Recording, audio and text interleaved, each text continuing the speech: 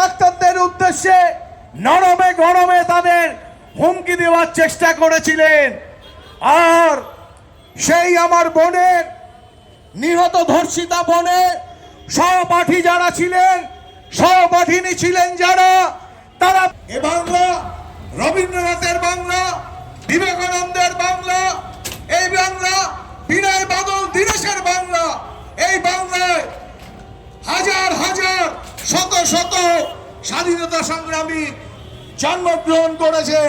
সেই পুণ্যভূমিতে দাঁড়িয়ে বাঙালি সমাজের উপর চাপিয়ে দেওয়া একটা নীতি আমরা দেখছি এই সরকারে আসবার পর। নগরপাল একজন অবাঙালি বাঙালি ছাত্র সমাজের উপর দমন পীড়ন করবেন। আবার দেখছি অন্য অবাঙালি অফিসার এসে গেল 45। আজকে মমতা বন্দ্যোপাধ্যায়ের সেই সিস্টেমটাই পচে গলে গেছে, নষ্ট হয়ে গেছে। আজকে যে মমতা বন্দ্যোপাধ্যায়ের হাতে থাকা যে কটি দপ্তর আছে, স্বরাষ্ট্র দপ্তর, সেটাও পচে গলে গেছে। অর্থভূমি যেগুলো আছে সেখানেও কিন্তু যদি টোকা মারেন দেখবেন দুর্গন্ধ বার হচ্ছে। সে নগরপাল তিনি সাংবাদিক সম্মেলন করে বললেন কোন তথ্য প্রমাণ লোপাট হয়নি, ইনট্যাক্ট সবকিছু আছে, সমস্ত ভিডিওগ্রাফির কথা বললেন। পরে হাইকোর্ট এবং সুপ্রিম কোর্টের ভৎসনার মুখে রাজ্য সরকারকে পড়তে হলো জনগণের ট্যাক্সের টাকায় কোটি কোটি টাকা দিয়ে হায়ার করা উকিলদেরকে ভৎসনার মুখে পড়তে হলো। সেখানে আমরা কি দেখলাম? নগরপাল একরকম বলছেন আর নিহত ছাত্রীর বাবা মা আর একরকম বলছেন। ভাবতে অবাক লাগে। একজন আইনের ছাত্র হিসেবে আমারও মনে প্রশ্ন জাগে যখন ডিসি সেন্ট্রাল বলছে যে ভাইরাল ভিডিও যখন সামনে আসলো সেমিনার হলে অনেক মানুষকে দেখা যাচ্ছেন, তিনি একটা তথ্য খাড়া করলেন 51 ফুট আর 40 ফুটের। 40 ফুট পর্যন্ত কর্ডন করা ছিল আর বাকি 11 ফুট নাকি ছিল না, সেখানে ওই মানুষ জন জড়ো হয়েছিল। কিন্তু আমরা কি দেখলাম? তারপরেই দেখলাম নিহত ছাত্রীর বাবা মা বলছেন সর্বৈব মিথ্যা কথা বলছে ডিসি সেন্ট্রাল ম্যাডাম।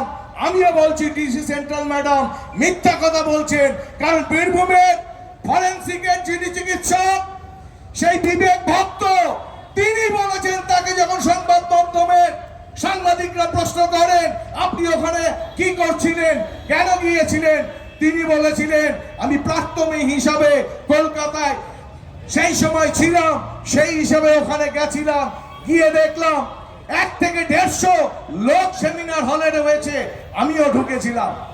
আপনারা প্রশ্ন তুলবেন না? ডিসি সেন্ট্রাল কি মিথ্যা কথা বলছে? 10-11 ফুট জায়গার মধ্যে 1 থেকে 150 মানুষের অবস্থান হতে পারে কি? একদমই পারে না।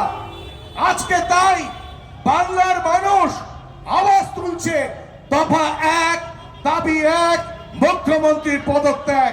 আচ্ছা, আর্যিকর থেকে নবান্ন গণতন্ত্র বিপন্ন, তাই মানুষ বলছে এই তৃণমূল আর নয়, এই তৃণমূল আর নয়। আজকে 2000 এবং এই স্বাস্থ্য অভিযানের মধ্যে দিয়ে আমরা প্রমাণ করতে পেরেছি যে এই রাজ্যের পুলিশ আমাদের আন্দোলনকে স্তব্ধ করে দিতে পারবে না। সেদিনকে পুলিশের ব্যারিকেড ভেঙে আমাদের হাজার হাজার লাখ লাখ ছাত্র যুব সমাজ তারা আমাদের স্বাস্থ্য ভবন অভিযানে সামিল হয়েছিল। তারপরেও কি এই আন্দোলন জারি থাকবে, এই আন্দোলন লাগু থাকবে, এই আন্দোলন চলবে। আজকে 2য় দফা ধর্ণা মঞ্চে গতকাল থেকে শুরু হয়েছে।